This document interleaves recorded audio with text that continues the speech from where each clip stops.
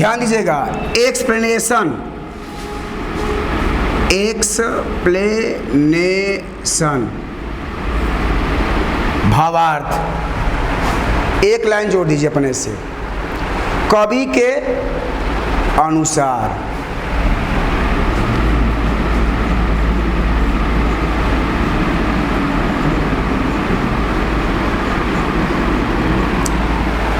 कवि के अनुसार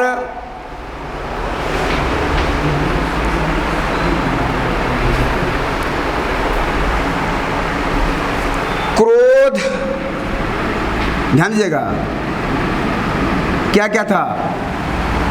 स्ट्रांग फीलिंग्स ऑफ क्या था? Anger, love, hate. कवि के अनुसार क्रोध हो गया। एंगर के बाद क्या था? घृणा।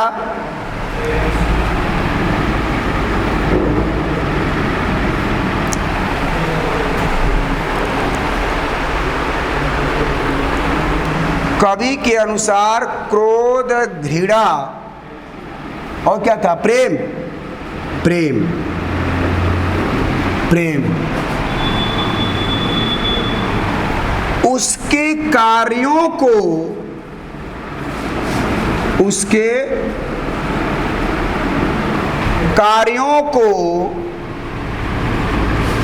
नियंत्रित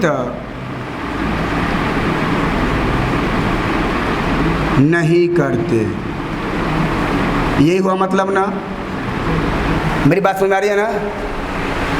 कवि के अनुसार क्रोध, घृणा, प्रेम उसके कार्यों को नियंत्रित नहीं करते। किसके कार्यों को? हैप्पी मैन, सुखी व्यक्ति के कार्यों को नियंत्रित नहीं करते हैं। थोड़ा गौर कीजिएगा,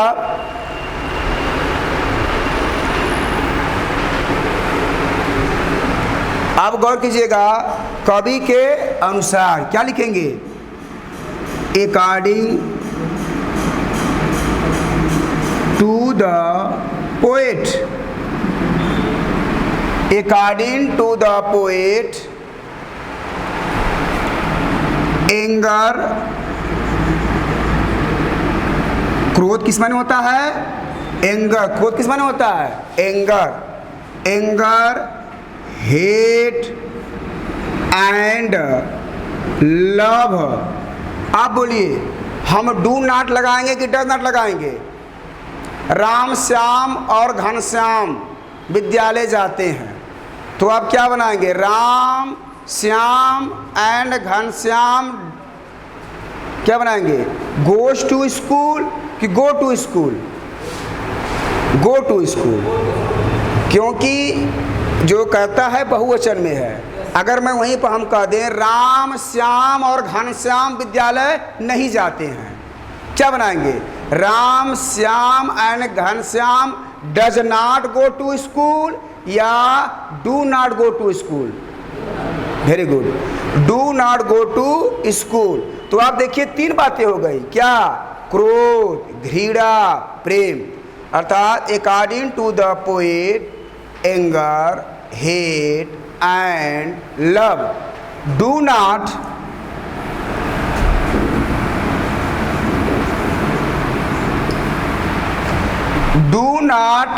अब नियंत्रित माने क्या होता है? कंट्रोल। हम लिखवाए थे कंट्रोल। मास्टर्स माने क्या होता है? कंट्रोल। अदर में लिखवाए थे ना, पावर्स दैट कंट्रोल। मास्टर्स में क्या होता है? Powers that control. तो according to the poet anger, hate and love do not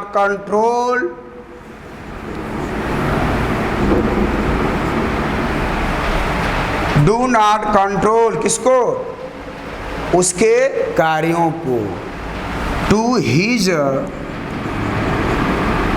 actions. Clear है? कार्य बोले तो actions. According to the poet anger, hate and love do not control to his actions. Clear है? अब उसके बाद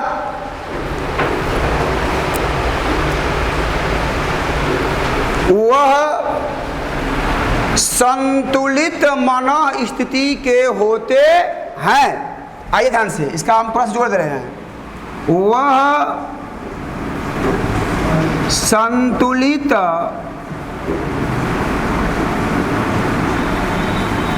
मन स्थिति के होते हैं।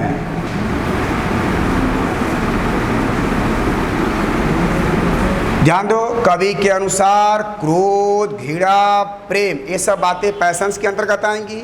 उसके कार्यों को नियंत्रित नहीं करते, यानी क्रोध वह क्रोधित नहीं होता, घृणा में ऐसा कोई कार्य नहीं करता, या प्रेम वश होकर किसी की वासना में इतना जो अपने आप को आसक्त कर लेता है कि वह ना चाहते हुए कर सकता है, यह भी वह बात नहीं कर सकता। अर्थात ये सब बातें उसको प्रभावित नहीं कर पाती हैं। तो according to the poet, anger, hate and love do not control to his actions. वह संतुलित मन स्थिति के होते हैं। क्या होगा? राम के पास एक गाय है, राम के पास एक गाय है, उस पर बनाइए इसको। राम हैज अ काऊ, तो वह संतुलित मन स्थिति के होते हैं। ही हैज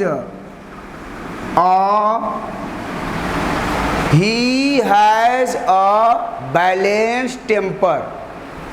कहते हैं ना, तुम्हारा टेम्परामेंट मिस्टेक हो गया, धैर्य खो दिए और जल्दी में अपना विकेट गवा दिए।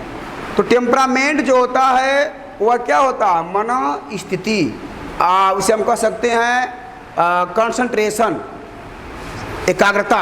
एकाग्रता जहाँ भंग हो जाता है वहाँ आप जल्दीबाजी में ऐसा कुछ कर देते हैं जिससे आप पर उम्मीद नहीं की जाती है। तो he has a balance temper,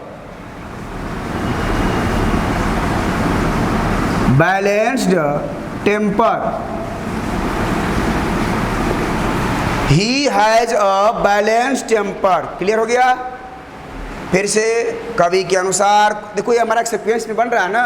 कवि के अनुसार क्रोध, घृणा, प्रेम उसके कार्यों को नियंत्रित नहीं करते, वह संतुलित मनोस्थिति के होते हैं। वह था कौन? Happy man.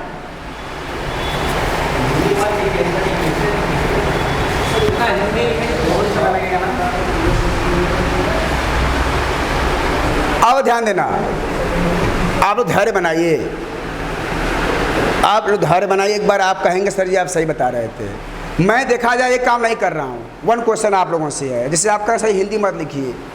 आपके लिए सेकेंड पेपर में क्या ट्रांसलेट इनटू इंग्लिश करने के लिए आता है? आता है ना? 10 नंबर का आता है, 10 नंबर का सेकेंड पेपर में आता है कि दिए हुए आप स्टोरी का अंग्रेजी में कन्वर्ट कीजिए। मैं क्वेश्चन पूछता हूँ, क्या वहाँ पर जो है कोई मैटर ऐसा नहीं आ सकता है? आ सकता है। क्या वहाँ पर ऐसा कोई मैटर नहीं हो सकता है कि जिसको आप इस प्रकार से बनाया गया हो? तो उस समय तो बात समझ में आएगी कि सर जी लिख कर बनाना सिखाए हैं, तो आपको बात समझ में आ जाएगी। निश्चित यह मेरा कॉन्फिडेंस है कि ऐसा अगर हिंदी कर बनाना सीख गए तो आप जब ट्रांसलेशन बनाएंगे तो आपका कॉन्फिडेंस लेवल बना रहेगा और आप उसे बना सकते हैं। जो प्रॉब्लम होगा वह मीनिंग वाली। अब फंडा क्लियर है? इसी वजह से हम बना रहे हैं बेटा। हम सोचते हैं कि हिंदी को बनाकर जानना सीखें। मैं बीच बीच में आप लोगों से एग्जाम्पल देता रहता हूं कि आप इसको समझें कि ऐसे ऐसे होता है। एग्जाम भी ऐसा जा सकता है कि एक बड़ा वाक्य आपका इतना लंबा बड़ा वाक्य सपोज दैट है, तो कैसे इसको बनाएंगे आप? According to the poet, anger, hate and love do not control to his actions. Action माने कार्य। नेक्स्ट क्या है? वह संतुलित मनस्थिति के होते हैं। He has a balance temper. जो डिफ़िकल्ट वर्ड हो, डिफ़िकल्ट वर्ड को नोट करते रहिए। हम तो पहले बता दिए हैं। जैसे आप एक्सप्लेन करने के उपरांत जब एक्सप्लेन कर लिए तो हमें लगा कि संतुलित मनस्थिति की स्पेलिंग क्या होती है, तो आप एक्सप्लेन के बाद एक नोट बनाइए कि संतुलित मनस्थिति की स्पेलिंग सर क्या बनाए थे? वह बनाए थे बैलेंस्ड टेम्पर। बैलेंस टेम्पर माने क्या होता है? संतुलित मन स्थिति। ताकि आप अगर परीक्षा में इसे भूल जाते हैं तो आपको हिंदी याद आती है। आपका मदर टंग है, मातृभाषा है, आप इस पर विशेष कमांड भी रखते हैं। नेक्स्ट हम कह सकते हैं मृत्यु से उसे कोई भय नहीं होता है। क्लियर है? इसको हम मिटा दें?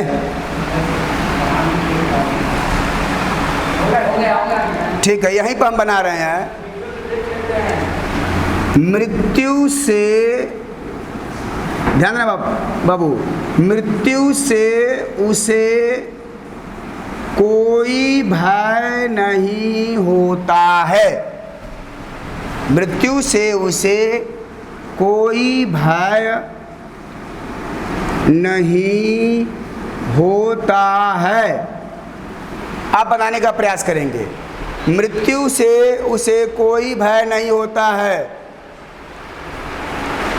आप गौर कीजिएगा, हम किसके बारे में बात कर रहे हैं? मृत्यु के बारे में बात कर रहे हैं ना, कि मृत्यु से उसे कोई भय नहीं होता है। इसे हम ऐसे भी कह सकते हैं, वह मृत्यु से भयभीत नहीं होता है। बात कही है, वह मृत्यु से भयभीत नहीं होता है, या मृत्यु से उसे कोई भय नहीं होता है। He is not afraid of death. He is not afraid of death. यह भी कह सकते हैं, या इसे हम यह भी कह सकते हैं, Death has no fear for him. यह भी है, Death has no fear for him. ध्यान दो बाबू, इसे हम ऐसे भी लिख सकते हैं। देखिए आप समझिएगा कि क्या इसे हम ऐसे कह सकते हैं कि वह मृत्यु से भय नहीं रखता है, तो इसको हम ऐसे भी कह सकते हैं, ही is not, yes, he is not afraid of,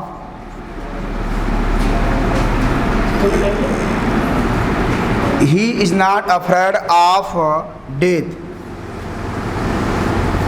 या इससे हम ऐसे भी कह सकते हैं, वो कीजिए बेटा, death has no fear for him.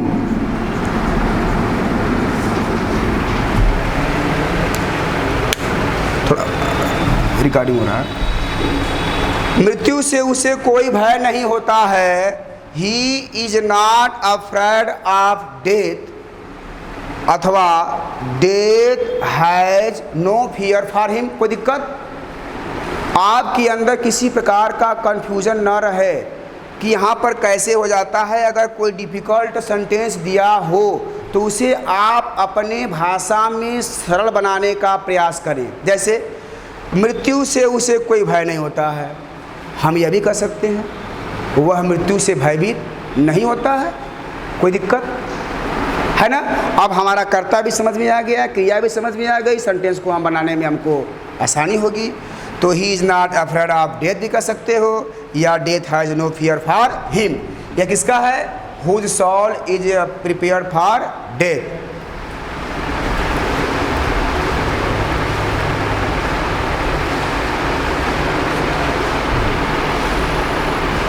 इतना हो गया। अब आगे हम चल रहे हैं।